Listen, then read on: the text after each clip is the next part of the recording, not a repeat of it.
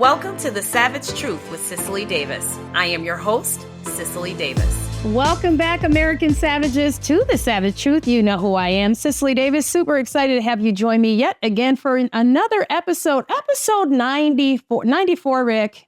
Yes. 94 and counting. Super excited to have you join me, y'all. Now, I'll be honest with you. I'm going to just go ahead and disclose this right away. I am feeling a little under the weather. It's not a cold. It's not flu. It's certainly not COVID. It's actually a physical fatigue. I actually work in retail for my day job, and retail is brutal for the holiday season. So I am completely drained. But you know what? The show must go on, and you are so very important to me that I have to do this episode. And so thank you so much for bearing with me. But if you're new to the channel, welcome. Welcome. Thank you for welcoming my tired self. And for those of you who have been with me since the beginning or have seen a few episodes, I thank you so much. I wouldn't want to do this without you. I appreciate your support. Whether you're new or returning, I have an ask, and it is this: to please like, to please share, subscribe, and leave a positive review on Apple Podcasts, Spotify, and YouTube as we get into the haps. What is going on? There's always something going on, and we can get used to things going on as long as Donald Trump is on the scene. Now, you've heard about this whole border wall selling off the pieces, okay? Now, in a stunning turn of events, President-elect Donald J. Trump has already delivered a massive blow to the Biden administration's reckless, almost vengeful destruction of the border wall. I mean, we know who really is the president right now. That's Donald Trump, right? I mean, we have to technically wait until the 20th, but we all really, truly know who the president is, and we know who the president has not been, okay? So while Joe Biden was very busy pretending to be unifier in chief, okay, and rambling about progressive fantasies, Trump was securing an epic win before even stepping foot in the Oval Office again. Now, what was the key to this triumph, you ask? Thank you for asking the question. Stopping the fire sale of the border wall materials, of course. Now, this wasn't just a victory for Trump. It was a triumph for common sense, national security, and the American people who understand that borders are not mere lines on a map, but lines of defense. To us as Americans, these are lines of safety, okay? The absurdity of the Biden administration selling off border wall materials since 2023 is a spectacle of incompetence and reckless disregard for national security. There's no other way to put it. Now, while illegal immigration surged to unprecedented levels, okay, we actually don't know how many millions of people illegally are in our country living amongst us right now. Could be 12, could be 14, could be 17, could be 20. Okay, we know it's well over 10, 11. Okay, the Biden team decided to unload billions of dollars worth of border wall materials. These are materials that were paid for by American taxpayers, you and me, and could have been used to actually secure the southern border. But instead of finishing what was started, they sold off these critical resources like they were just some surplus inventory from a failed garage sale. Okay, it's almost as if the Biden administration believes borders are just imaginary lines, or that the safety of Americans, it comes secondary to appeasing the far left's open border fantasies. And that's exactly what they are, fantasies. The sheer lack of foresight and logic in this decision is staggering, to say the very least. And it serves as a stark reminder of the disastrous policies that have come to define this very administration. Okay, this failure of administration, this farce of an administration since 2020. The border wall was designed to protect the American people, but the Biden administration solution was what? Throwing it all away like it's yesterday's news. Okay, and let's please work expeditiously to make the Biden administration yesterday's news. Okay, let's not sugarcoat it, folks. Let's be savagely truthful in this moment. The Biden administration's plan to dismantle the border wall was nothing short of an act of self-sabotage. To anyone, even with a faint of understanding of logic, with half a gnat's brain, This was a direct affront to the sovereignty of the United States. But leave it to the Democrats to turn the border wall into a political punching bag, all while pretending that open borders will somehow solve any of our nation's problems. The only thing that was being built by Biden's retreat was a steady stream of chaos and confusion. But enters Trump, America's bulldozer of common sense, who, with the flick of a pen, blocked this disaster from unfolding. And once again, I must reiterate, we know who the real president is, and he's already kicked in since November 5th. Okay, let's talk about the actual victory here, because there is a victory here to be celebrated. Now, this is all happening before January 20th, folks. This man, as we just said his name, we wrote him in, and instantly he starts ruling. In an unprecedented move, Trump took action before he even officially took office. Why, you ask? Because he saw the massive pile of border wall materials and thought, hey, we pay for this stuff and it actually works. Let's not just throw it away in the name of some ideological purity test. Genius, right? Now, while Biden's administration was dreaming up ways to give away the wall and giving away wall pieces like some sort of low-budget garage sale, Trump's team was tying up the loose ends of a program designed to secure the border, not dismantle it. See the difference there? Okay. This is what leadership actually looks like, folks. This is what it looks like. And of course, the media would love to spin this as some sort of political gamemanship or grandstanding. They'll tell you that Trump is simply flexing his ego because he can't handle the fact that he's no longer president. But really, is it egotistical to stop a disaster from happening? It's not about ego. Is it egotistical to stand up for the security of your own country? No, of course not. It's what any sane leader would do. Any leader of any territory. Men do it for their households. They protect their households. We put locks on our doors. Okay. This is just, we lock up our cars to protect our possessions. We lock up our houses to protect our loved ones and our property. Trump didn't take office to play nice with the left's delusions of open borders. He simply did not. He took office to get things done and to protect American citizens, something Biden is too busy ignoring as he is buried under the weight of his own contradictory policies. Meanwhile, as the Biden administration scrambled to figure out what to do with this precious pile of border wall materials, Trump's victory was quietly but thoroughly, very quiet but thoroughly cemented. With a stroke of foresight, Trump ensured that no one, least of all the United States, will be paying the price for Biden's empty promises and politically motivated decisions. After all, you can't build a wall if you're too busy giving away all the bricks. So I say to you in conclusion of this, Trump didn't need to wait for his official swearing in to start winning. Okay, the winning began November 5th with a clear vision of national security and an unapologetic drive to protect the American people. He scored a victory before the ink on the Biden's administrative executive orders could even dry. The border wall won't be sold off or left to rot in some forgotten corner of a government warehouse because of Trump's foresight. And for that, we should all be thankful because, hey, let's face it, if Biden has his way, we'd be the ones left holding this bag of the worst border crisis in modern day history. So, hats off to Trump, who provided that even a lame duck can deliver a knockout punch. Kudos to Donald J. Trump. Now, we need to talk about these billionaires. Billionaires Club. We need to talk about it because what I'm seeing is a bending of the knee. A true bending of the knee to Donald J. Trump, which really speaks to his power, right? It really speaks to his leadership. It really speaks to his presence and what we can look forward to and how these tyrants will acquiesce to the will of the president of the United States, elect Donald J. Trump. What am I talking about?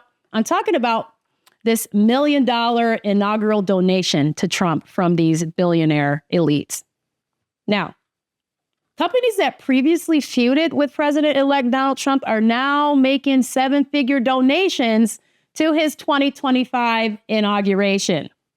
Trump, Donald J. Trump, love saying his name, Trump, has butted heads with several Fortune 500 company execs over the years. We all know that. But following his presidential election victory in November, some of those same big business leaders are dropping major cash on the incoming president's exclusive inaugural festivities.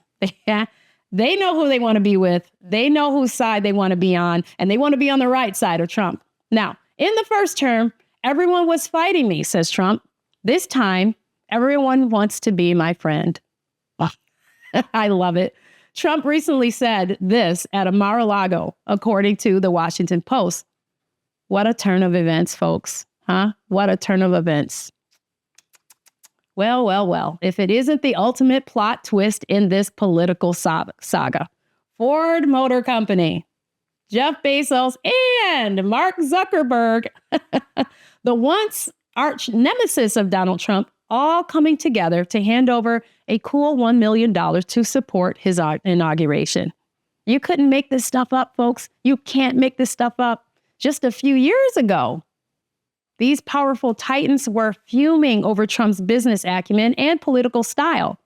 But now, all of a sudden, it seems they've all seen the light, okay? Or perhaps more accurately, they've all seen the green. After all, nothing says I'm on your side quite like a hefty financial contribution, especially when it's made by people who have spent years throwing shade at the man himself.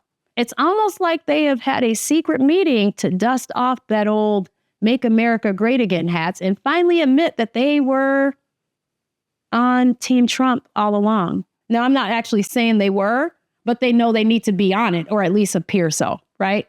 Take Ford, for example. Ford Motor Company. Once the symbol of corporate responsibility, Ford was more than happy to criticize Trump's economic policies when they were in the heat of the moment. But what's this? What do we see now? Now they're shelling out $1 million like it's just pocket change. If you don't know any better, you'd think Ford had been running a side hustle and Trump supporting his merchandise. It's almost as if they realize that the real road to success doesn't run through the halls of Congress. It runs straight through the Trump Tower elevator lobby, past the golden escalators, and directly into the wallets of corporate America. Kudos to Ford for finally understanding the obvious, what we have been saying all along, what we have known all along. If you can't beat them, just hand them a check. Now, I'm not saying Trump's for sale. In fact, I'm actually going to address that in the end. What I am saying is that they are smart enough to know that it's better to be on Trump's right side, or at least warm him up a little bit, than to be his arch nemesis. And then there's Jeff Bezos, the man who was once convinced that Trump was the end of democracy as we knew it. Do you remember that? Trump is the end of democracy as we know it. Bezos must have spent hours in front of a mirror practicing the art of the humble billionaire, because the owner of Amazon, as he is, has had a long-standing feud with Trump, with Twitter spats and news outlet jabs flying like confetti at a New Year's party. But lo and behold, Bezos suddenly realized that when you have a multi-billion-dollar empire, maybe it's wise to make nice with the man who holds the keys to the nation's regulatory framework. Maybe he realized that it's easier to just stroke a check than argue about shipping taxes.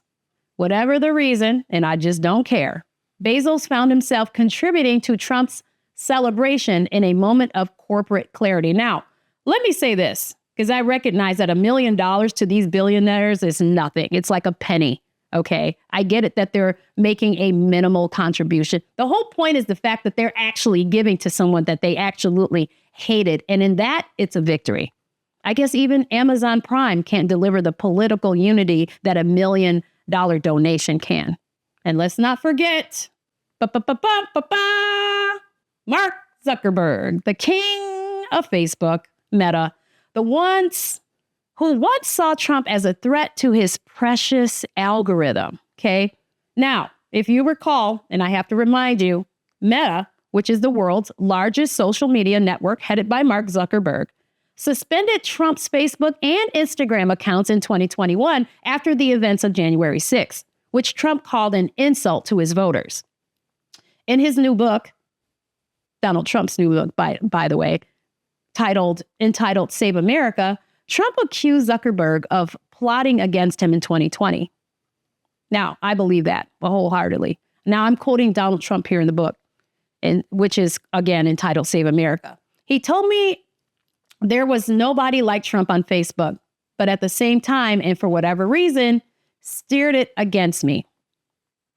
We are watching him closely, and if he does anything illegal this time, he will spend the rest of his life in prison, as well as will others who cheat in the 2024 presidential election. Now, I believe this. The man wrote it, but I believe he thought it. I believe he said it, and I believe wholeheartedly that he meant it. And guess what? So did they.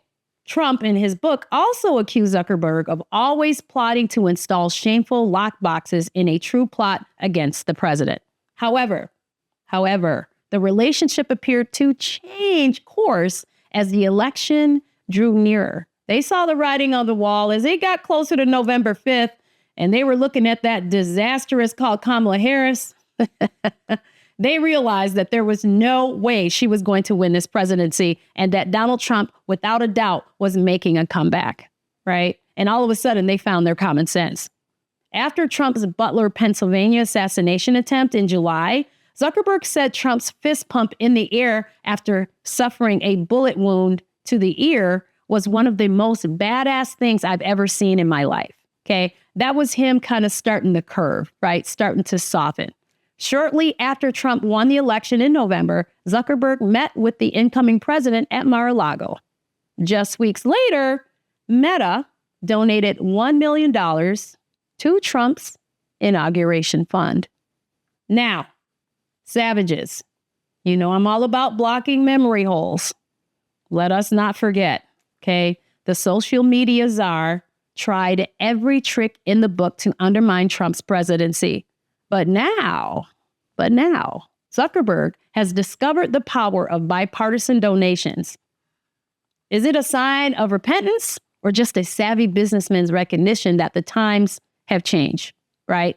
One thing is certain, Zuckerberg, like his fellow tech moguls, have realized that when the former president has the political muscle to shape the future, it's probably a good idea to at least be in his good graces.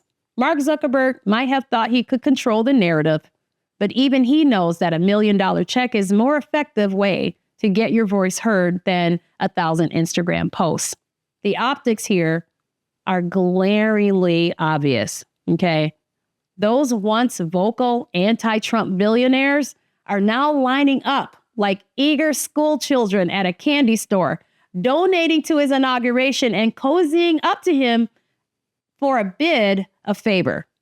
Ford, Bezos, Zuckerberg, these were the same faces on TV, time after time after time during Trump's first term, spewing out critiques and criticism, trying to thwart his every move.